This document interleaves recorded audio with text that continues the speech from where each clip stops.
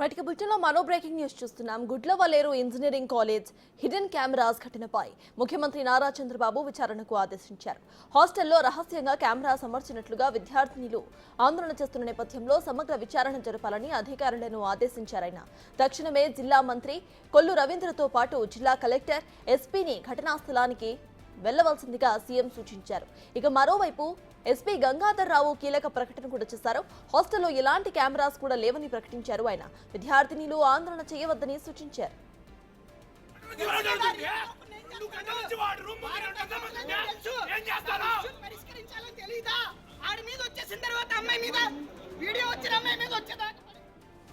ఈ వ్యవహారంపై మంత్రి నారా లోకేష్ స్పందించారు.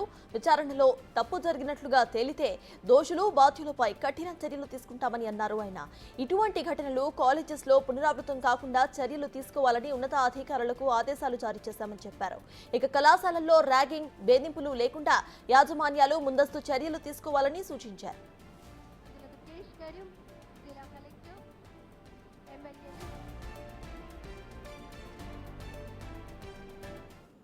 ఇదే విషయానికి సంబంధించిన అప్డేట్స్ మా ప్రతినిధి శివ అందిస్తారు.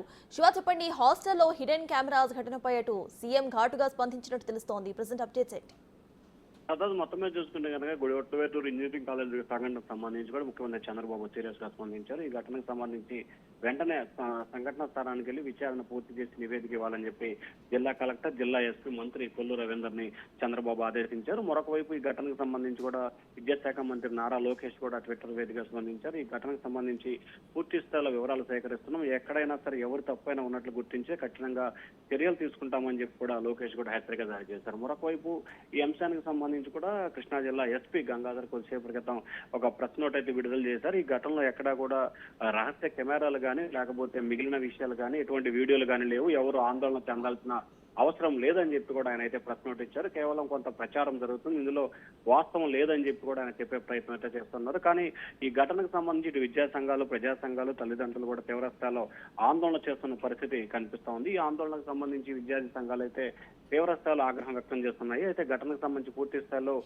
ఆందోళన అయితే కొనసాగుతోంది. భారీ ఎత్తున పోలీసు బలగాలు అయితే అక్కడ చేరుకుని ఆందోళన కట్టడి చేసే ప్రయత్నం అయితే చేస్తా ఉన్నారు. మరొక వైపు ఈ ఘటనకు సంబంధించి ప్రభుత్వం పూర్తి స్థాయిలో నివేదిక కావాలని ఆదేశించిన నేపథ్యంలో వాస్తవం ఏంటి, ఏం జరిగింది అనే దానికి సంబంధించి మరికొద్ది సేపట్లో కృష్ణా జిల్లా కలెక్టర్, ఎస్పీ అలాగే మంత్రి కొల్లు రవీంద్ర అక్కడ చేరుకుని పూర్తి స్థాయిలో ఈ ఘటనకు సంబంధించి విచారణ చేపట్టి నిజ నిజాలు తేల్చే అవకాశం కనిపిస్తా ఉంది. సత్తారు రైట్. అయితే శివ, అటు కాలేజ్ యాజమాన్యం మాత్రం అటువంటి హిడెన్ కెమెరాస్ ఏమీ లేవు అంటూ చెప్పుకొస్తోంది. సో దీన్ని ఎలా చూడాలంటారు? ప్రెసెంట్ ఇన్వెస్టిగేషన్ అక్కడ స్టార్ట్ అయిందా?